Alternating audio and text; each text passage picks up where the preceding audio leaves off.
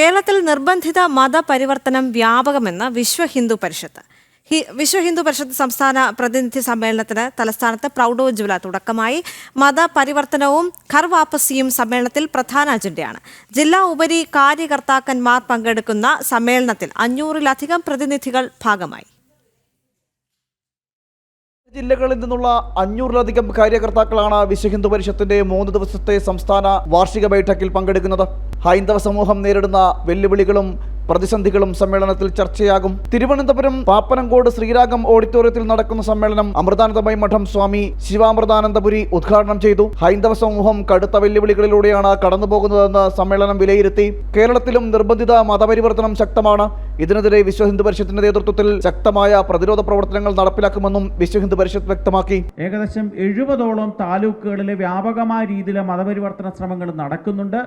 ആ മതപരിവർത്തന ശ്രമങ്ങൾ നടപ്പാക്കുന്ന 70 താലൂക്കുകളിലും ധർമ്മ പ്രചാരകന്മാരെ നിയോഗിക്കാനും സംഘടന തീരുമാനിച്ചിട്ടുണ്ട്.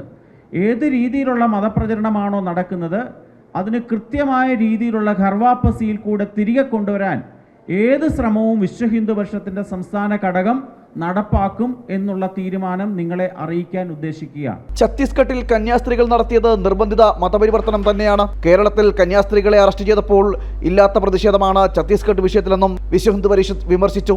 ക്രിപ്റ്റോ ക്രിസ്ത്യൻസ് ആണ് ഇന്ന് കേരളത്തിൽ വളരെ കൂടുതലായിട്ടുള്ളത്. അവരുടെ രേഖകളിൽ ഹിന്ദു നാമമായിട്ട് നിലനിൽക്കും. അല്ലെ സംവരണത്തിൻ്റെ ആനുകൂല്യമൊക്കെ നേടിയെടുക്കാനും അത് നിലനിർത്താനും വേണ്ടി ഹിന്ദു നാമധാരികളായി നിൽക്കും.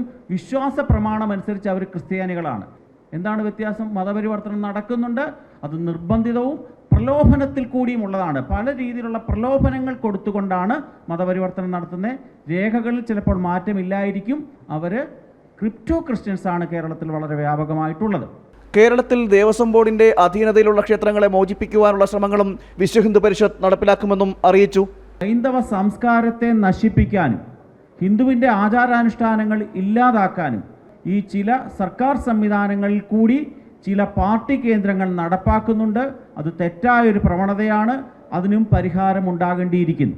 അപകീർത്തിപരമായ പരാമർശങ്ങളിലൂടെ വിശ്വ ഹിന്ദു പരിഷത്തിനെ അപമാനിക്കാൻ ശ്രമിച്ചാൽ ശക്തമായി പ്രതിരോധിക്കുമെന്നും വിശ്വ ഹിന്ദു പരിഷത്ത് വ്യക്തമാക്കി. 3 ദിവസങ്ങളിലായി നടക്കുന്ന സമ്മേളനം നാളെ സമാപിക്കും. ജനം, തിരുവനന്തപുരം.